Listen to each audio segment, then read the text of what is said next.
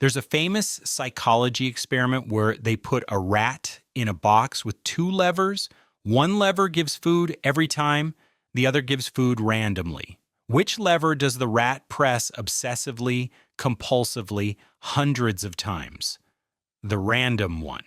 Because unpredictable rewards create the strongest addiction. Your subscriber count is the random lever, and you've been pressing it your entire creator career. I know that sounds harsh, but here's what casinos, slot machines, and YouTube all understand about human psychology that most creators never see. Variable rewards don't just motivate behavior, they hijack it. That rat in the experiment, it wasn't choosing to press the lever obsessively. Its brain chemistry was being manipulated by the reward pattern.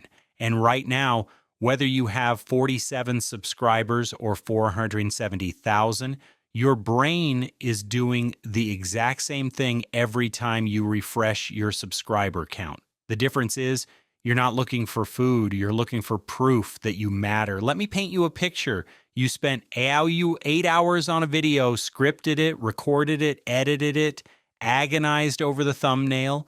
You hit publish, and then you wait. The first hour, 23 views. Not terrible, you tell yourself. Second hour, 47 views. Okay, maybe it'll pick up. By the end of the day, 247 views. And something happens in your stomach, that sinking feeling. The one that whispers, nobody cares about what you made. But here's the thing, it doesn't stop at your stomach. You avoid telling your family about the video. When friends ask how the channel's going, you change the subject. You open YouTube Studio 17 times that evening, each time hoping the number changed enough to mean something different. It didn't. And somewhere around 2 a.m., you're lying in bed thinking, maybe I'm just not good enough at this. This isn't about one video. Every upload becomes a referendum on your worth as a person. Every view count becomes evidence. Every subscriber notification feels like temporary relief from a constant anxiety. And here's what's insidious. Even when a video does well, the feeling is temporary because you know the next video is coming. And with it, another test of whether you matter. It gets worse over time. More videos means more data points, more opportunities to feel inadequate. You start choosing topics based on what might perform instead of what you actually want to make. You can't enjoy the creative process anymore because everything is contaminated by the anxiety of measurement. The numbers aren't just metrics. They've become a mirror, the only mirror you're using to see yourself. And the real trap? You tell yourself that the next video will finally prove your value, that if you just hit that next milestone, 1K, 10K, 100K, then you'll finally feel like you're enough. But I've watched creators hit every milestone and still feel exactly the same way. Because the problem was never the number. Here's what nobody tells you. You're not failing as a creator when your views drop. You're experiencing the algorithm. Those are two completely different things, but YouTube's design deliberately blurs the line between them. Let me be specific. What subscriber counts actually measure your current reach to your current audience with the current algorithm at this specific moment in time? That's it. They measure discoverability, topic market fit, timing, thumbnail effectiveness, algorithm favor on that particular day. What subscriber counts do not measure your talent, your value as a human being, your potential, your creativity, your right to make things, your worth in any meaningful sense. But here's why we forget this. The platform needs you emotionally invested in metrics to keep you creating. Think about it. If you were completely emotionally neutral about your subscriber count, you'd probably create less frequently. You'd feel less urgency. You'd be less likely to obsessively optimize. YouTube's entire business model depends on creators being anxious enough to keep producing content. So the interface, the notifications, the real-time updates, All of it is designed to make those numbers feel personal. Now, I know what you're thinking. Easy to say subscriber count doesn't matter, but YouTube literally defines success through these metrics. That's how monetization works. That's how sponsorships work. That's reality. And you're right. YouTube does define success through metrics.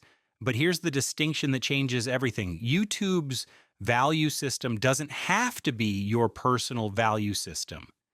Caring about growth and tying your self-worth to numbers are completely different psychological processes. Think about creators you admire who have small channels.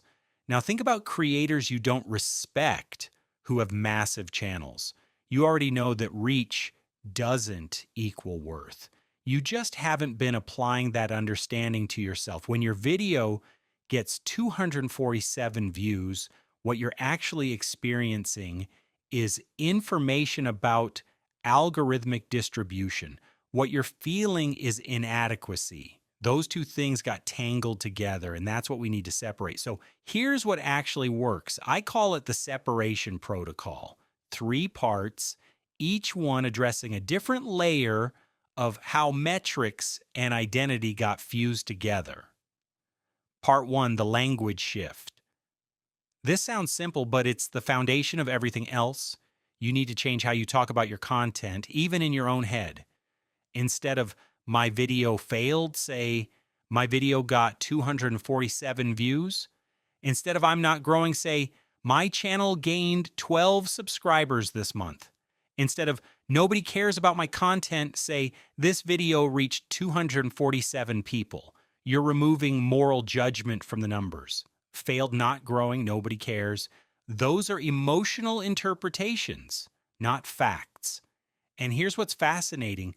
When you use neutral language consistently, it creates psychological distance. The numbers start to feel less crushing because you're not loading them with meaning about your worth. Try this right now. Think about your last video. Write down its performance using only neutral numbers, no editorializing, no only or just or barely. Notice how different it feels. That difference is the gap between data and devastation. Part 2, the identity audit. Get a piece of paper, write at the top, I am valuable because, and then list 10 things that have absolutely nothing to do with your channel. No cheating, can't be related to creating content, audience, anything. This is harder than it sounds. Most creators realize their channel has consumed their entire identity. They can't think of 10 things. Maybe they get to 5 and then stall. That's the problem right there. Wait, if your channel disappeared tomorrow, who are you? I want you to think about relationships you have, skills you've developed, knowledge you've accumulated, experiences that shaped you, character traits, what you bring to friendships, the version of you that existed before you ever thought about YouTube. Because here's the thing, you can't separate your worth from your metrics if you don't have any other sources of worth. The channel filled a void. You need to acknowledge what else is there. And then, this is important, spend at least 1 hour this week doing something you're good at that isn't content creation. Cook a meal, fix something, have a conversation, play an instrument, read a book. Anything that reminds you that you have value and competence outside of you counts. This isn't distraction from your channel. This is remembering that you're a complete person who happens to create content, not a content creation machine that happens to be alive. Let me tell you what happened to me. I was sitting in my car after uploading a video I was genuinely proud of. The script was tight. The pacing worked. I'd nailed what I was trying to say. And I sat there refreshing YouTube Studio every 30 seconds. After 2 hours, it had 34 views, 34, and I felt physically ill. Not disappointed, ill. Like my body was rejecting the information. And here's what broke through the fog. 34 views isn't bad for a small channel. That wasn't the problem. The problem was that somewhere along the way, I decided that 34 people caring meant I didn't matter. I'd given YouTube Studio permission to define my value as a human being. That's insane, but that's also what happens when you tie your identity to metrics. Every number becomes a verdict. Part 3, the metrics reframe. You need to physically separate performance data from creative identity. Here's how: create 2 documents. Doesn't matter if it's on your phone, a notebook, a spreadsheet, whatever. Document 1, performance data. This is where views go, CTR, AVD, subscriber changes, all the metrics. Document 2, creative wins. This is where you track the moments you're proud of, skills you developed, risks you took, times you pushed yourself creatively, things you learned. Now, here's the key. You check them on different days. Performance data weekly, when you're analyzing what to improve. Creative wins daily, when you need to remember why you're doing this. This trains your brain to see metrics as information and creation as identity. Performance is one thing, worth is another. They live in different documents because they're different categories. What this does over time, my video got 247 views, becomes interesting information, not emotional devastation. You start asking, what can I learn from this instead of what does this say about me? You begin optimizing from curiosity rather than desperation. And that shift from desperate to curious, that's when sustainable creation becomes possible. I want to show you something. Over the past 2 years, I've talked to more than 50 creators about their worst mental health moments in their YouTube journey. And I tracked something specific. When did they feel the worst? What were their subscriber counts when the anxiety was highest? Here's what I found. The intensity of their emotional pain had 0 correlation with their actual subscriber count. 0.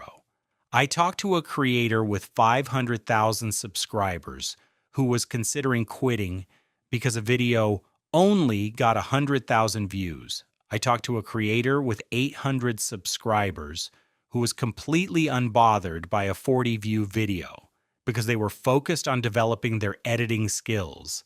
I talked to a 50,000 subscriber creator having panic attacks every time they checked Studio, and a 2,000 subscriber creator who slept fine every night.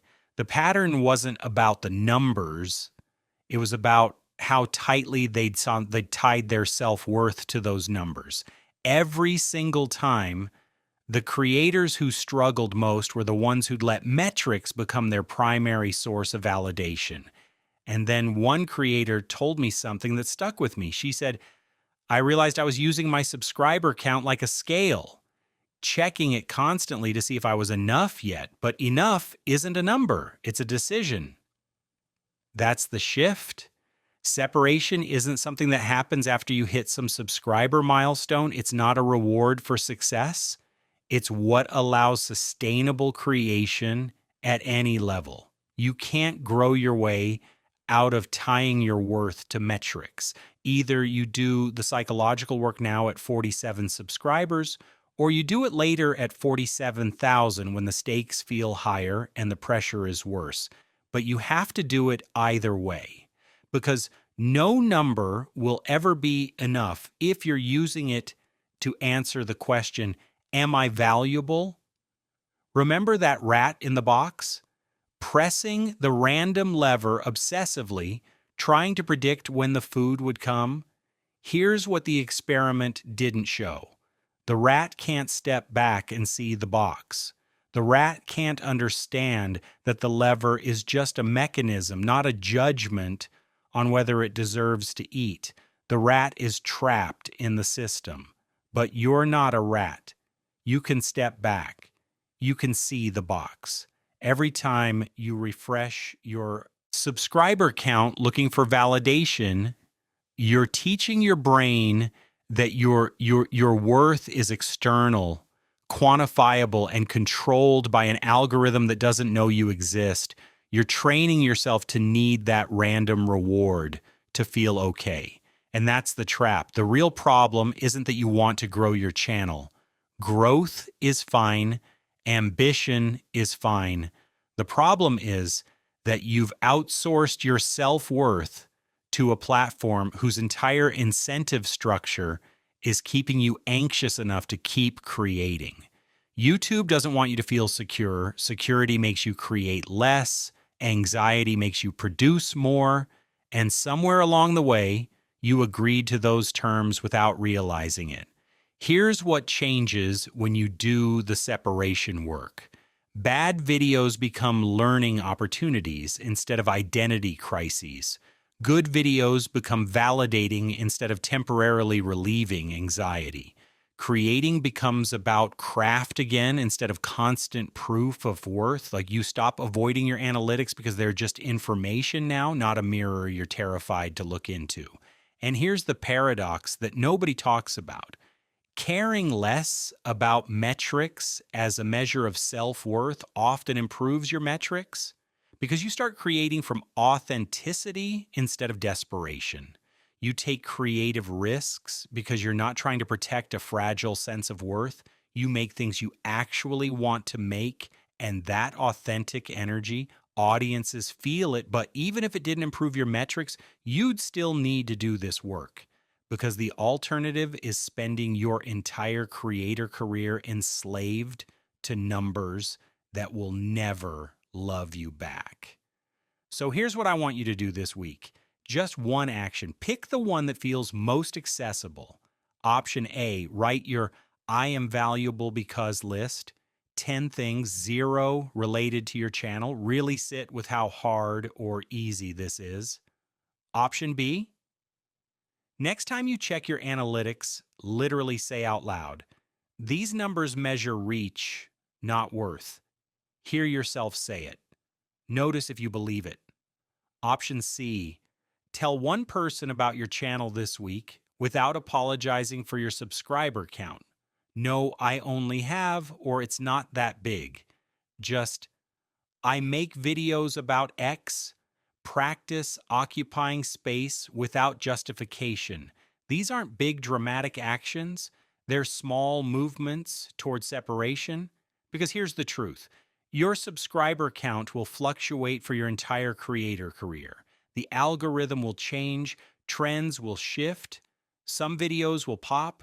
Most won't. That's the nature of the system. But your worth, that doesn't have to fluctuate with it. That can be stable, separate, yours. And the moment you realize that, really internalize it, everything changes. Not the numbers, you. Your subscriber count isn't your worth, but you're still checking some metrics compulsively. Here's the problem. Most creators are tracking the metrics that destroy them and ignoring the ones that actually matter. Which metrics are killing you? If the next video's already on your screen, it reveals them.